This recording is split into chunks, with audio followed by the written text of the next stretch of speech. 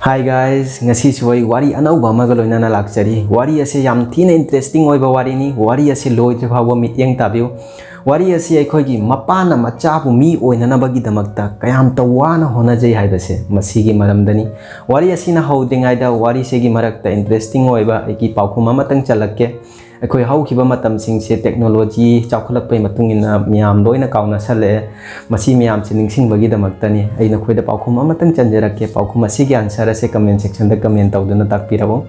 paukhuma se karino haibada aikhoi gi chingli makhai gi ten ba mukka hanna haijarakke chingli makhai gi ten ba masi posak ase karino haiba comment section da comment tawduna takpirabo aduga channel se su subscribe tawbiram nungsi biduna aikhoi gi nupa ma mana lairik laisu se tamlaba kanda magi study higher study singse complete tawraba kanda mana interview gi damakta company ama da lakpani ba company asida laklaba kanda company gi process ki matungina tawba yagadaba interview punamak sema complete tawreba tawraga aloibada magi final round ama khakta ngaireba final round ase khoi gi company dagi head oiba khwaide achauba miyoi aduna lawgadabani ba ko mase ngahak ngaireba matungda final round dogi damakta company gi head office aduda khwaidagi achauba adugi office aduda ma changbani ba changlaba kanda achauba makok aduna ma se manungda kausalaba kanda magi che chang certificate tagi mark sheet tagi loina yenglaba kanda sagi achauba makok aduna ma gonda haibani ba nangdi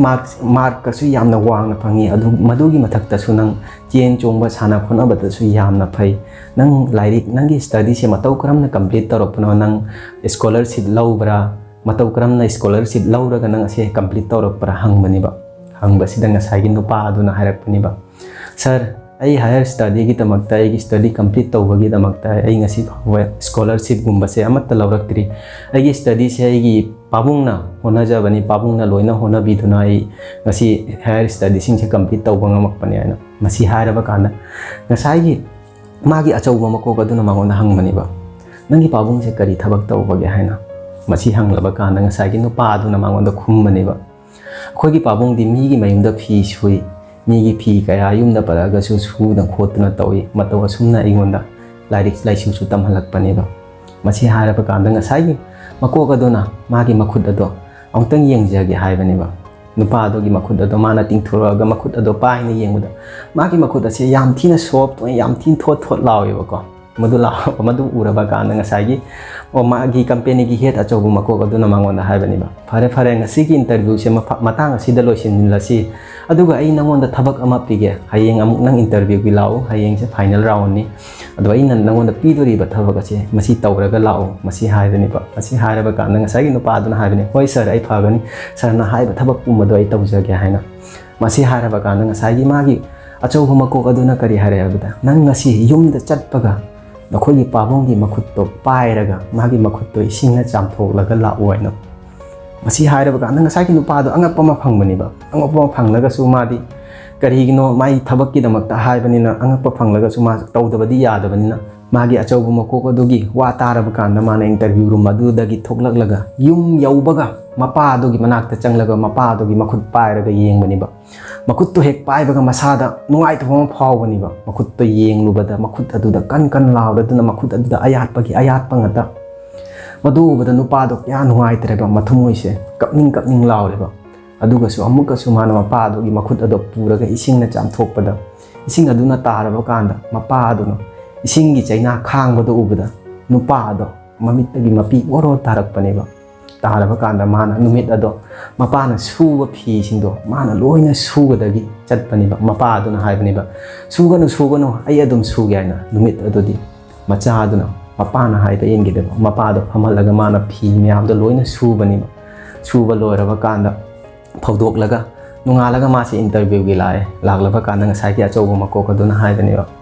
aina nangonda pigi ba thabak ado nang tawraklaba haina madu hailaklaba kanda nupa aduna nungaitana khumlakpani ba sir arang khakta ai khangba ngamdi ipana ai gidamakta kyam thina kyam ta wana hona jara ya ngasi phawai ipana ai gonda awaba ulakte ngarang mana tawriba thabak miyamdo aina tawraba kanda suraba kanda ta ai khangba ngamdi mana kyam gi matik ai gidamakta wajarai ai mi oina ba gidamakta wajarai haiba ngasi khakta ai kyan tai masi hairaba kanda ngasai gi achauba makok aduna fare nang masi thabak se gidamakta nang se hire oira ga magon offer loiter sinabani ba offer letter सेनरब कांद ngसाई अचौब मकोक्तुना हाइबनेबा मसीने अइना पाम्बा आयु मसीगुम्बा manager अमा पामी हयेंग नंगना मैनेजर ओइना सूरब कांद नंगी मखादा थबक सूरिबा मियोइसिंगदो मोय कयाम त वाना होनाजै करीदा सोइगिनी खोटखिनी करी करम अवाबा कया नंगली हाइबदो मदु मयामदो खंगलगा चटपा मैनेजर अमा मथौ ताइ मदुगिदमक्ता अइना मसीगी चांगेंग असे नंगोंदा यंगथोकपनि हाइना ngasiga wari ase masida aina haijaninga haibabo aikoi nungai imungda pokpa macha masu myam yauri makoi punsida makoina ningjaba khudingmak to yamna laina phangiba mobile atangba khangde bike khangde gari khangde adu aina haijaninga haibu makoina phangliba singdo madu pibagi damakta makoigi mama pana kyam thina kyam ta wan hona je yabido moida masak khanganbam thoiba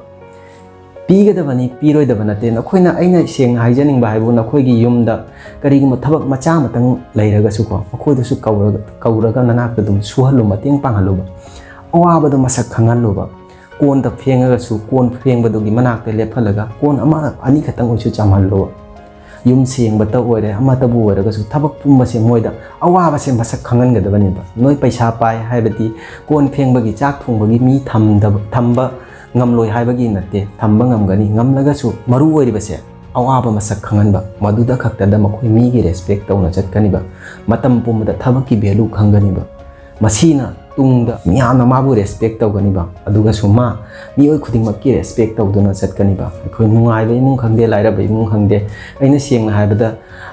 hajik kan matamda aina dum ubada nungai yaifa bai mung gi macha masu khangde khoi laira bai mung gi macha masu khangde mi miyama leba mapalam throga chak phawba thongba hitaba kon phawba phengba hitaba masi aina maru oina aina haijaning ba khoi noi gi life ne maru oina khoina hinglebase chak segi tamakta ni ba khoina taliba khoina honariba lairik raisu pariba masi lairamdraga di ngasi lairik tamliba khoina honariba segi mamal leiteba at least khoi noi gi punchi da ko chak thongba sedi ko chak thongba chai sing thongba sedi na haibam thoi haina khaliba masi punchi chupa loina gadaba thabak amani masina nang hingadabani kana na khangi hayeng tungda kari oigani nang kana gi mateng amata फंगदबीद मफम नंग लेफम थोए मफम सा थोंग खोलग चाबगी मथौ तारे मतंग नंग करी तौगनी मरम असिना चा इसिंग थोंग इमुंग मनंगी थबक अवाबसेसु खरा खरा मसक खंगजनगदबनी मपालमद लैरगा हाइद पैसा पाइरे हाइदनो ऑनलाइन ऑर्डर तौर लैरगा त चारगा मसासु सोगहली मसासु मांगहली ख्वाइदगी बेस्ट मेडिसिन हाइबसे युमद इसाना थोंजरा चाबसे मसीना ख्वाइदगी बेस्ट मेडिसिन नि मसीना हक्सांगसु फना मतम बुमद लैगनी मसी हायरगा ngasi gi wari ase matang asida loisinjare karigumba wari asina nungai bi batholagadi miyamna nungsibiduna ai gi channel ase subscribe tawbiramgani thajai